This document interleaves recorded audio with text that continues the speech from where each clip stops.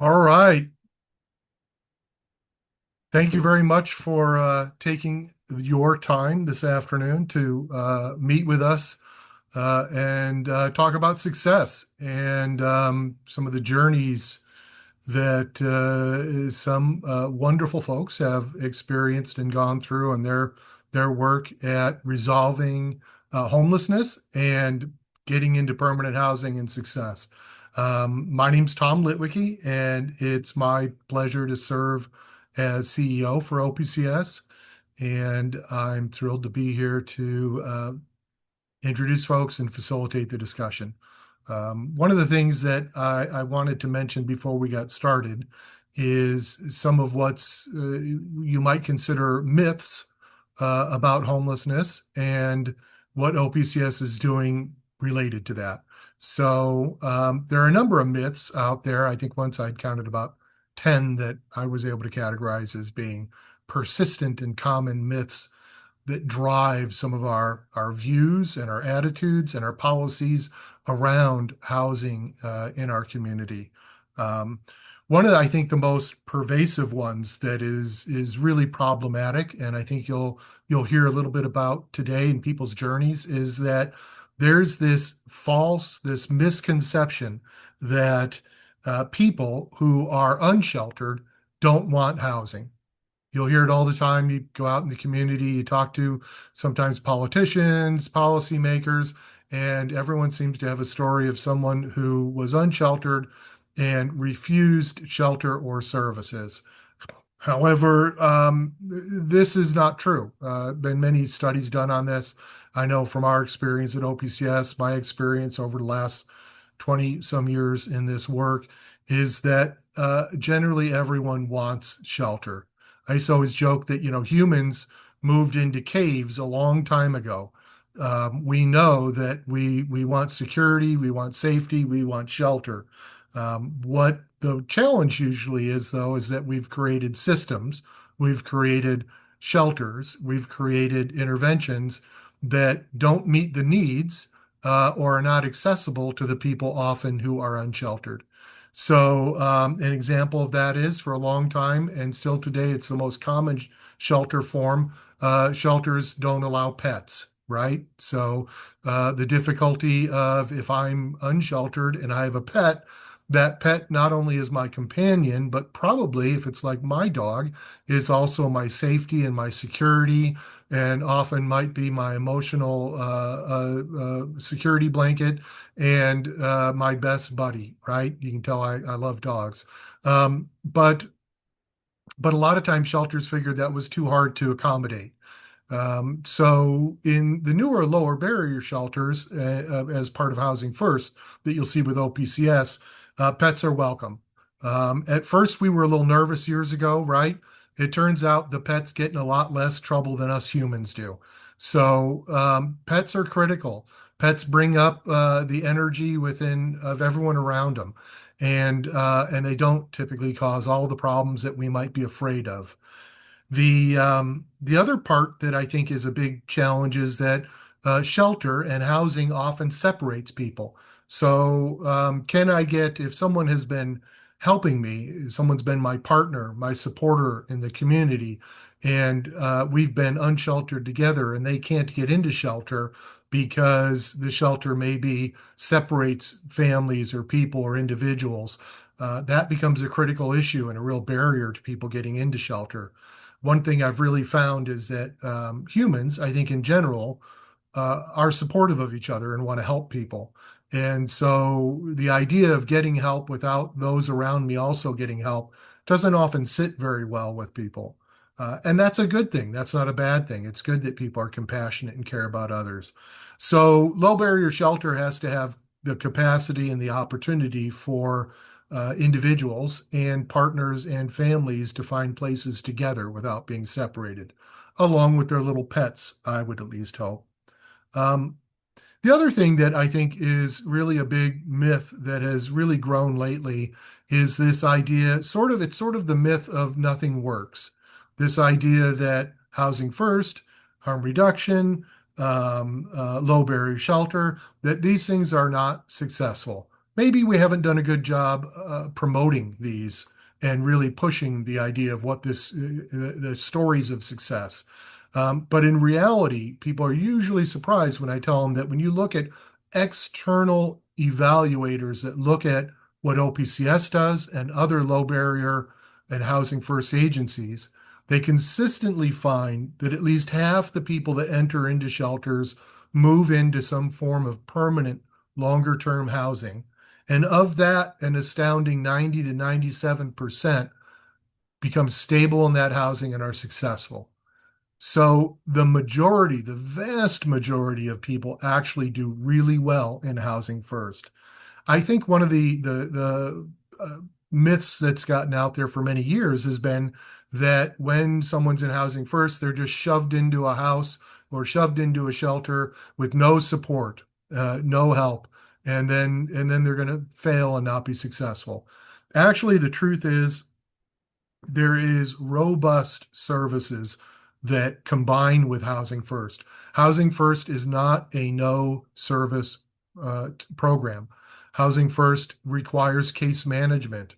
It requires the availability of counseling services, employment supports, peer support services.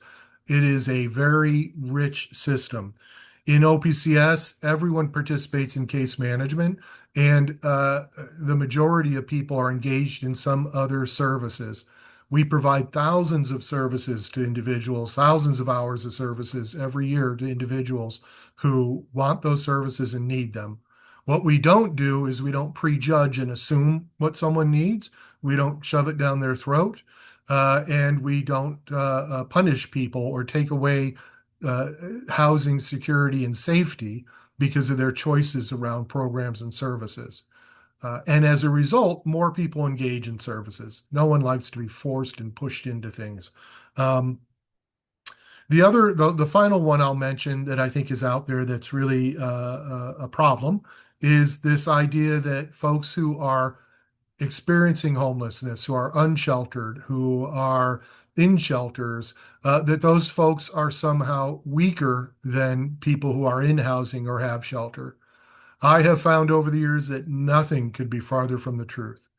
People who are able to figure it out and make it work without the basic needs such as water, electricity, air conditioning, heat, housing, shelter are very strong people and very capable people. With the right resources, they're very capable and successful. Even without a lot of support, a lot of people do extremely well in permanent housing and shelter if they have access. It's not about ability, it's about access. It's not about willingness, it's about willingness of organizations to have their arms open and accessible to people, no matter what their past or circumstances may be. So really, this notion that people don't want services, that they're not going to be successful in services or housing, these things are all untrue. They're pervasive myths that are within the community that impact our policy making and impact the view of our neighbors and our fellow citizens who are currently without stable housing. And it's, I think, really important that we get rid of a lot of those myths and really embrace reality.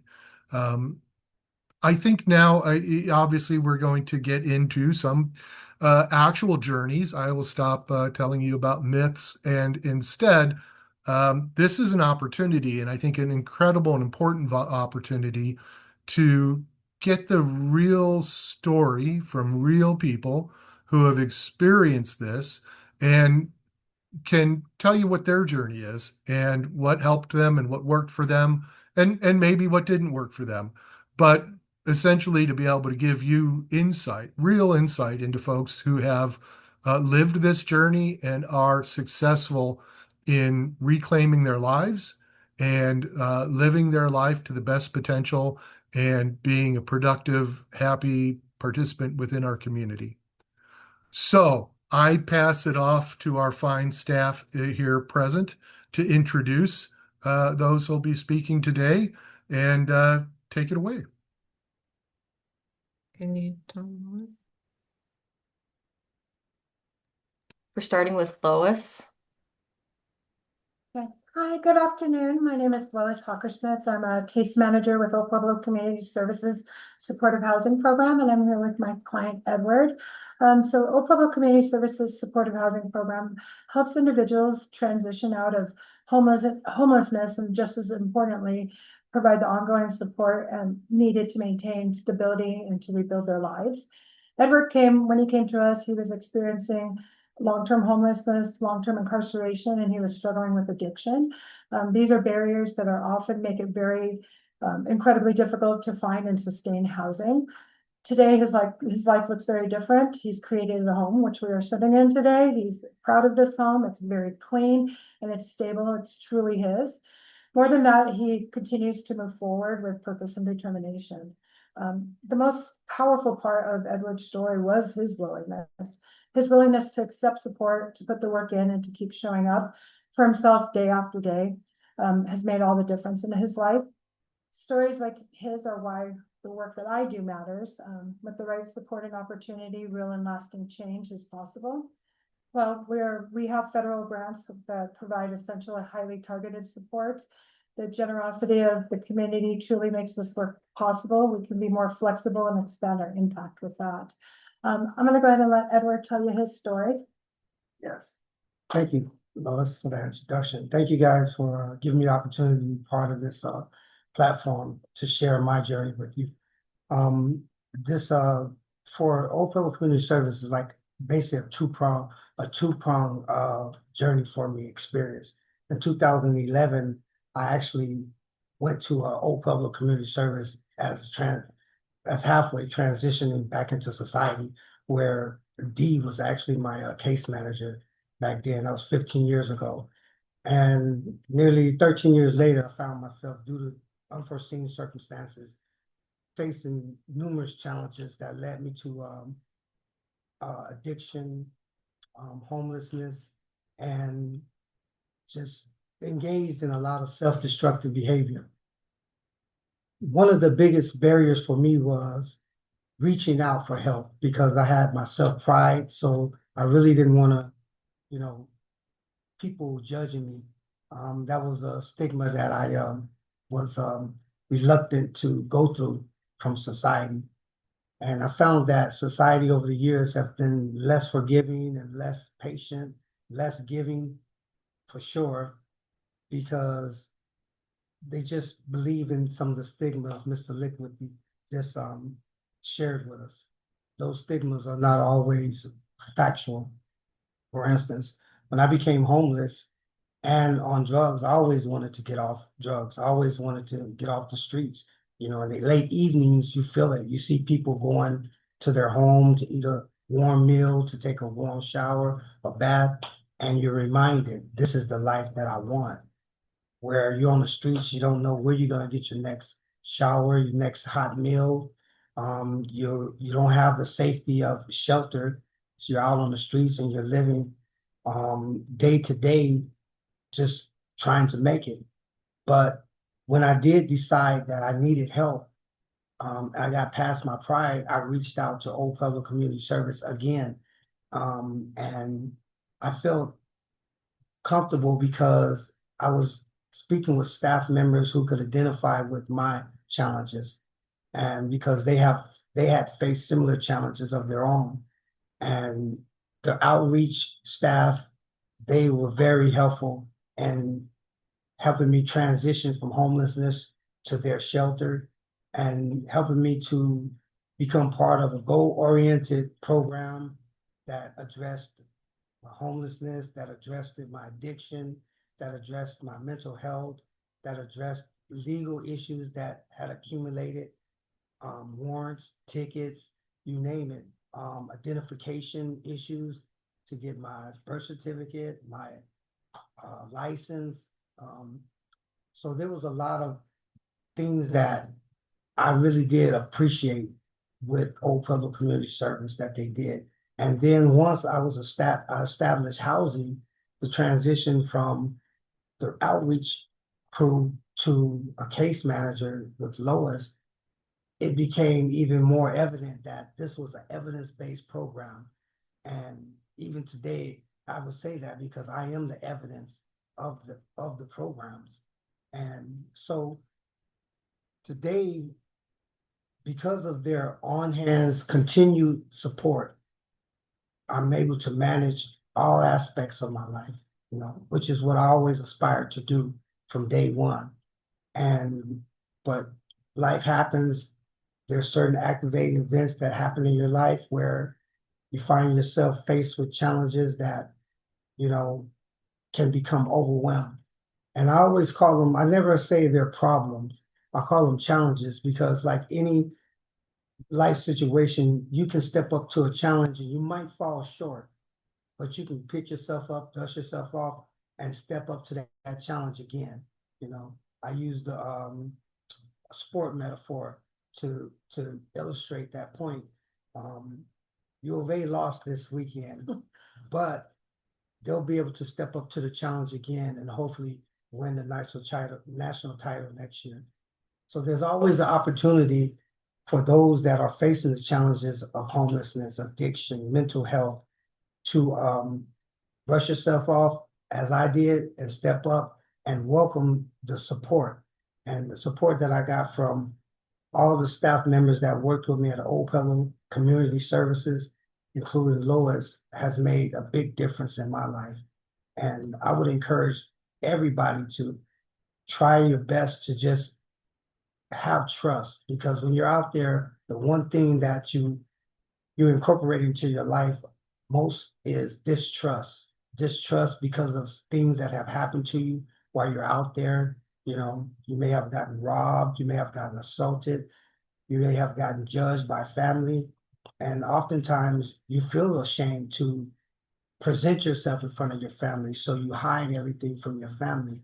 But with an organization, there's so many people there that they welcome you with open arms. And that's what I got at Old Pueblo Community Service. The staff members were just wonderful and welcomed me with open arms, and I had no judgment. And I felt comfortable with that. And it's an honor today. It's a blessing to be able to be a part of something like this platform where you can have a sense of giving back, you know. And when you get that sense of giving back, you feel that you have purpose in your life and you start to learn how to commit to whatever that purpose is. Thank you. Thank you. Thank you, Lois and Edward. So now we're going to move on to Melanie and Carrie with our Veterans Program. Thank you, Nicole. My name is Melanie Skillen. I am the Veterans Program Manager for Old Pueblo Community Services. I am here with Carrie, one of our female veterans in our REH program, which is a contract program through the VA. Carrie has a very compelling story. She has really worked very hard to kind of get where she's at. When she was 18, she joined the Army, and after being honorably discharged for medical, ended up getting married, traveling the country with her husband, and sort of, life situations happened, and she found herself in Tucson and experiencing homelessness. She was able to go down to the VA here in Tucson and meet with social workers in the homeless clinic, and they were able to refer her over to us. When she first came to us, kind of the plan was that we would help her establish employment and get her rapidly rehoused. And she was able to be connected with some of our community partners and obtain employment, but due to medical issues, that employment wasn't a sustainable option. And one of the really, I would say, great things about our veterans programs is that we are able to pivot and switch when something is just not working out the way that VA intends. We were able to help her get connected for service-connected disability income and get into the HUD-VASH program, which provides housing vouchers for veterans. She is currently waiting for her voucher to be issued and has already identified an apartment and been approved. So we're just waiting to be able to help her move in. She even, while being here with us, she has been able to be reconnected with a pet that was her emotional support animal. And by working with that foster family, we are going to actually be able to have the pet come and stay on property with her in the next, we're hoping in the next week or so. Just one of those things that we're able to connect people with their pets and sort of the other things that are very important to them. And I'll let Carrie share more of her story, but we're really proud of her and the work that she's done. So, hi, I'm Carrie. I, like Melanie said, I went into the military when I was 18. Um, and I got out when I was 19 because they sprained my hips. And so I got an honorable discharge and I ended up going back to where I lived, my hometown, Vegas. And there I started actually becoming homeless. That's where my journey began, is on the streets. And I ended up moving around quickly and rapidly to actually try to get myself off being homeless.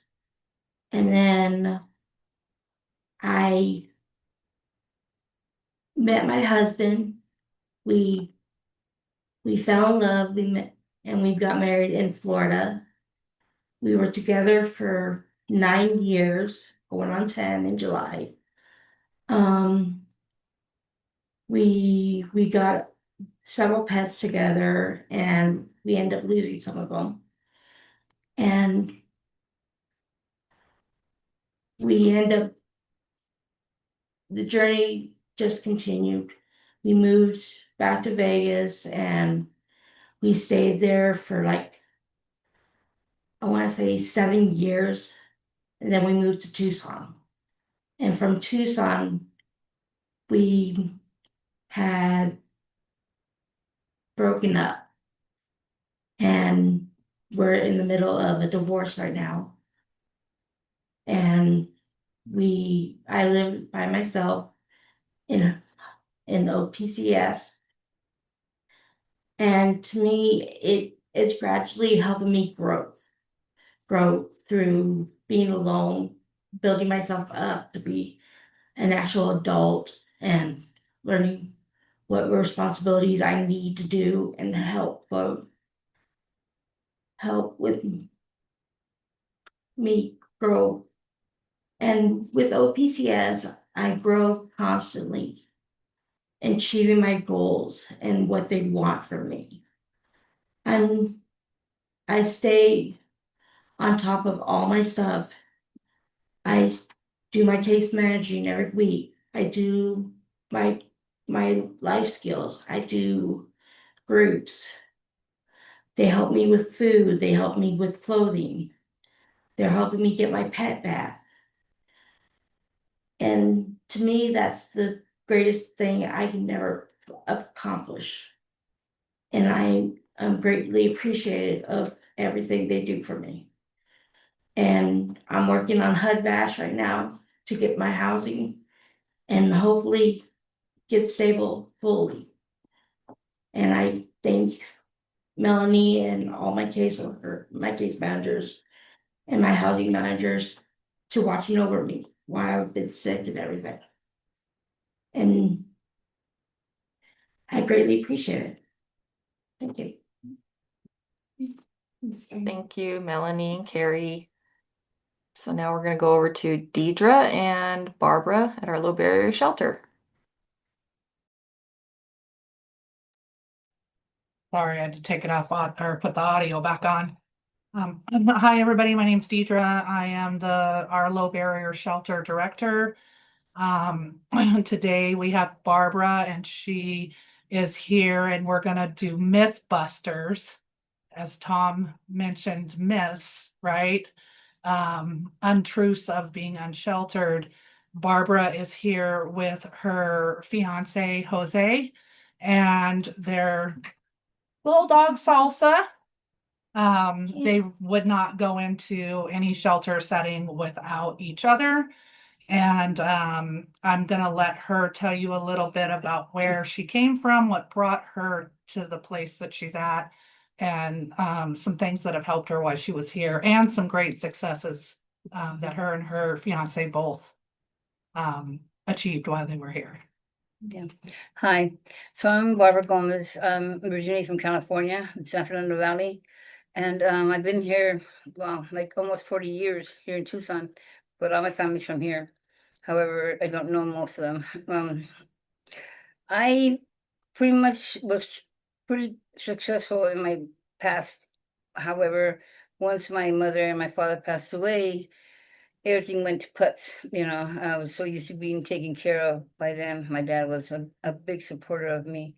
And once I lost him, I just didn't know what to do, to tell you the truth. Um, I got into a lot of trouble, somewhat some trouble, should I say. Um, well, a lot of trouble, because I guess going to prison is not a little thing. But I ended up going to prison. I got into drugs and I went back to prison again. Uh, and continued with drugs as I got out. But this time when I got out, I was homeless. I was homeless. I call homeless because it wasn't my own place. I stayed with friends, but you can't stay with people that's not your when it's not your home because it sooner or later it creates problems. It's always best to have your own.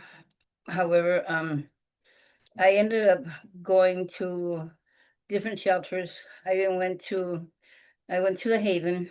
I did the 90-day thing there, and I came out, stayed clean for almost 2 years. Then it just so happens that every time I would hit a blocked wall or I would hit um, a closed door, my my subconscious would run back to drugs.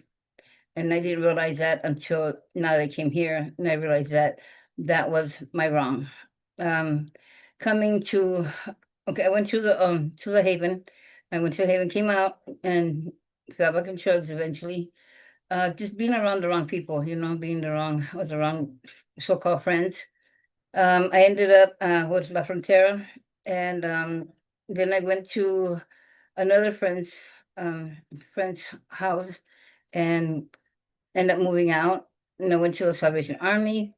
From there, I went to a park, and we've had a couple since then where they have different posts with different helps and stuff like that. Like we just had one just recently. Hope in the Park. Yeah, Hope in the Park. Mhm. And I met this wonderful gentleman that was my artist, my RCSS.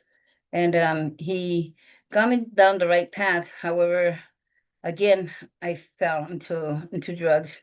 And then I said, well, if I don't want to lose my Salvation Army post. So I stayed there and they kept me longer than they normally do.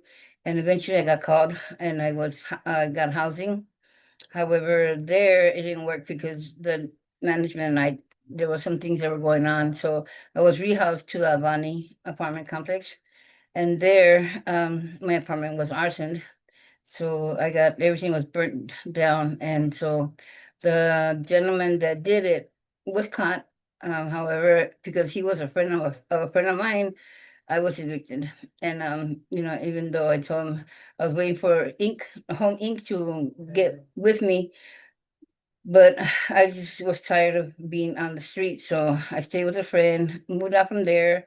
Then I came across the Cotillo fiasco that happened. There was it Access fraud. it was an access fraud. Yes. I do have Indian blood in me, which is Cherokee, Aztec Mayan, and Yaqui, but I don't have a number. But they said that it was okay, that I could still stay there. So I stayed there for like 7 months until at the last minute they started throwing everybody out.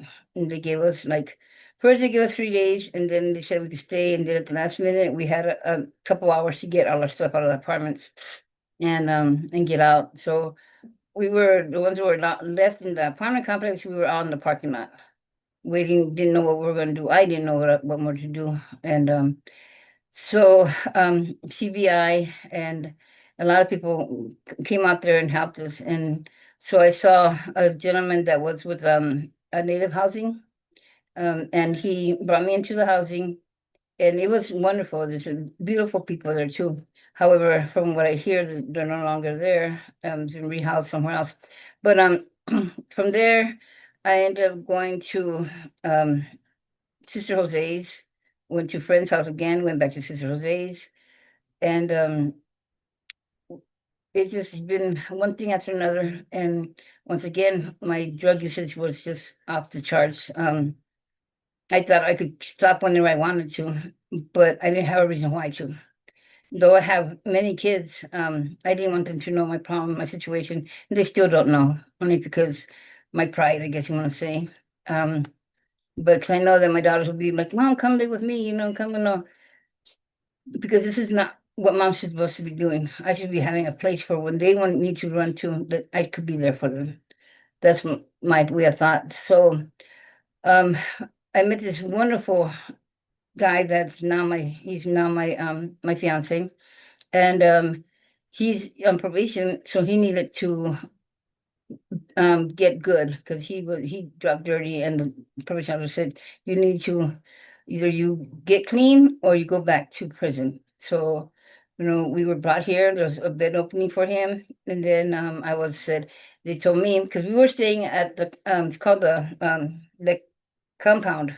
It's another area that is that was it was housing homeless people, but the drug usage was just like one running water. So it's the old orphanage over in South Tucson.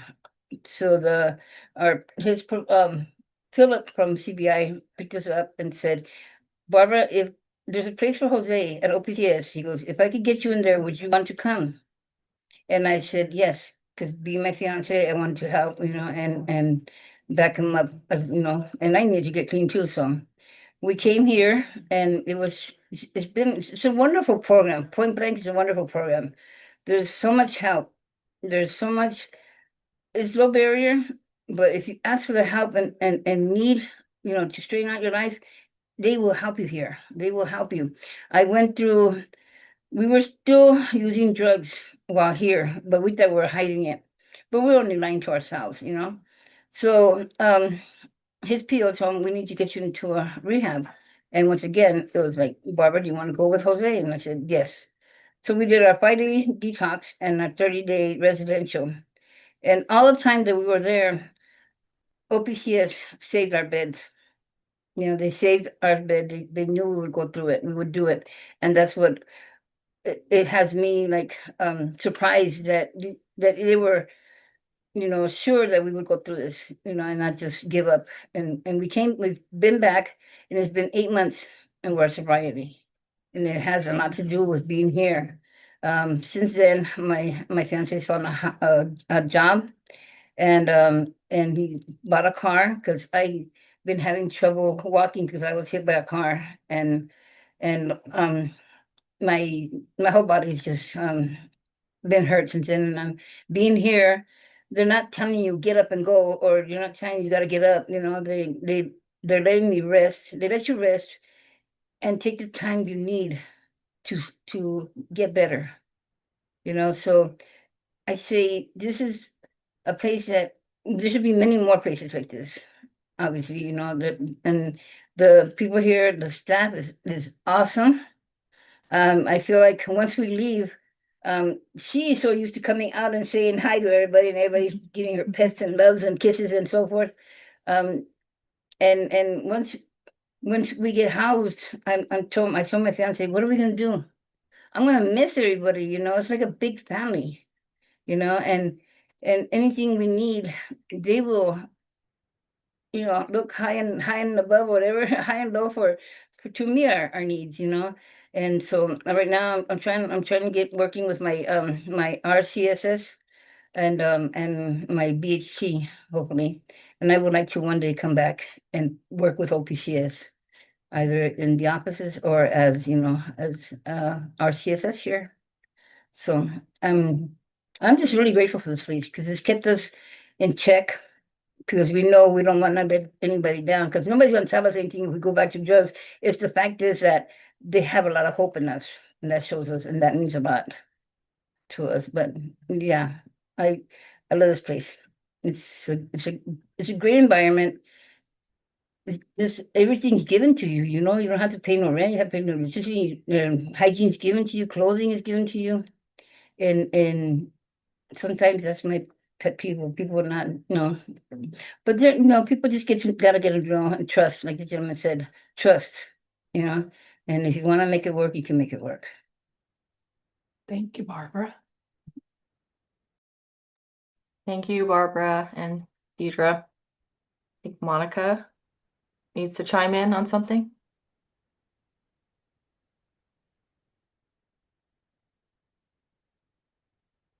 He's trying. I was wondering if there was anybody that had any questions or um, to our guests, to our testimonials, or any other final words that the case managers or our clients wanted to share. But if not, I just wanted to, well, first of all, I'm Monica Duran, Chief Development Officer for El Pueblo Community Services. And I just wanted to say that if you've heard these stories today, real people, real change, and real hope, if these stories and our mission resonate with you, we invite you to support our work. Tomorrow is Arizona Gives, and it's your a great opportunity to help end homelessness right here in our community. Thanks to a $25,000 challenge match, every gift goes to twice as far, helping more neighbors move from homelessness to stability. So we appreciate and thank you for your support. Thank you. Thank you, Monica. I don't know if anyone saw, there was a comment, I think. Yes, Marissa says, thank you for dispelling myths and sharing your story. Edward wanted Thank to you. say something. Well, I just wanted to say, thank you for the other participants and the clients for sharing. It's an inspiration to hear their story. I'm a product of the Old Pueblo Community Service. This is my home, stability, safety, and this is what's in store for you guys as well. And because we're strong enough to take advantage of people that are willing to help us. And again, this is my home, and a lot of it's due to just, work that I did on my own and work that Old Pueblo did on my behalf. Yeah, Edward. Looks like we have one question. Kathleen is asking, what are everyone's plans for the future? I'm assuming that is addressed to Carrie, Barbara, and Edward. Oh, plans is just to continue to develop. We're always a continued work in progress. Continue to build on my health. Continue to maintain financial independence. Build social circles that I can be comfortable with and with like-minded people that are striving for something better in life, and just continue to be grateful for all that I have.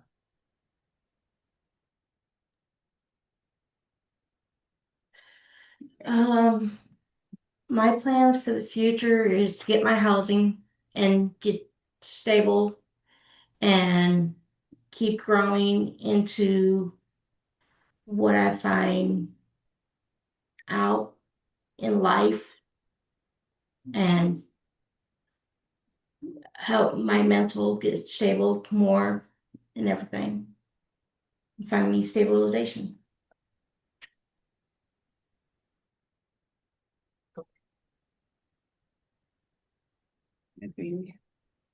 Yeah. Well, two things I wanted to add, is that when I first came here, my health was really, really on the downside, and being here, it's helped me regain some of my health. Um, I'm taking my medications like I'm supposed to, and so forth. And I wanted to give a big thanks to Deidre and Sean for allowing me to bring my dog in, because she's a big supporter of my anxiety, because I had way crazy anxiety, and Deidre can, I think, vouch for that. And now I feel more calmer to do things. And so I really appreciate the OPCS, everybody who was involved in helping me get her back. My plans for the future, like everyone, I guess, it's getting stabilized into housing to where I can I'm one meanwhile, I am gonna be working on my BHT and my RCSS as well. That way I could have that, even once we get our housing. As a matter of tomorrow will be a year that we've been here and it's gone by so quick, like I said, I miss everybody once we do leave, but hopefully I'll be seeing everybody once if I get a job with OPCS. But other than that, that's what housing, getting housing, and working on my goals for BHT and RCSS. And oh, okay, that's it. Yeah. Well, I you're would welcome to come visit anytime you want to bring salsa. But we will. She's gonna miss everybody. She's I gonna go miss to the everybody. shelter over there at Casa del Pueblo and always like, where's salsa? She comes out in the morning, walks around looking for everybody. Lee, how many dogs are there right now at the Casa del Pueblo overall? Probably 7 or 8, six. Is it six? Six or Six. seven of them right now. Yeah. Oh yeah, that's right. Yeah, about And they 7. all get along? You would be surprised. They do all get along. Yeah. That's wonderful. Except for Yeah. this one has the most attitude. No, It's always the little ones. it is. It Oh, she is. protected oh, let's see. She I don't know if she protected Michael one day when the dog was kind of growling at him, and she ran in between the dog and Michael. It's like calm that dog down, huh? And she's not aggressive whatsoever. But that day, yeah, she looks for everybody's attention. Ugh. Good. Well, um thank you for taking the time. I mean, it's one thing for me to talk or someone else, but to see people who've really lived through this and to see that there are solutions. So many people, I think that there's no solution, and there really is. And I think you hit the nail on the head. It always comes back to kindness and compassion and dare I say love, and things work out, and the hope and the trust is amazing. And yeah, anyways, it makes me feel good to be part of this work and to be able to offer something to the journey. Thank you. If I could add one thing, the work that we do wouldn't be possible without community support. The donations we receive for the Homes Fund allow us to do things such as helping clients pay for deposits, application fees, admin fees. Old Pueblo has, we don't like to see people move into housing without having beds, some furniture, something, more than 4 walls and a floor.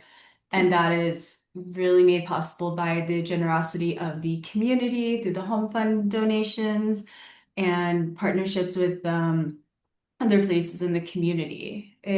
We wouldn't be able to do the work that we do in the way that we do it and really be able to reach out and meet our clients where they're at without that support. So very important. Well said, Melanie. Well said. Very well said. And we also, as part of the home fund, have a little bit of a mini fund to support the pets that come also into shelter. So we're happy that the community can also support us with this. 100%.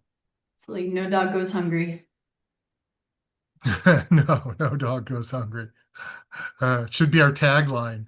OPCS, where no dog goes hungry. Uh, all right. Any other questions, Nicole? Nope. No, I'm not seeing anything. Okay. Thank you. Well, again, thank you to our panelists for being willing to share your journey. It's brave to come out here and, talk about what you've been through. I think it helps other people, and it's a great example, I think, for everyone who's struggling with something in their life to be able to see that there's success, on the other side. And so I really appreciate you taking the time. Of course, appreciate the staff. I would reiterate and agree. You are amazing, doing wonderful work out there. They're At OPCS, we believe in results, and we believe in working with people without judgment, and that's what gets results. And I've seen it again and again. Times when people maybe have lost, they don't believe in themselves anymore. What an incredible gift it is to have somebody come in who believes in you. What a difference that can make in someone's life. And so I'm grateful. I'm thrilled. Can't express enough how much I appreciate, and I know people in our housing appreciate what it is you're doing. So thank you.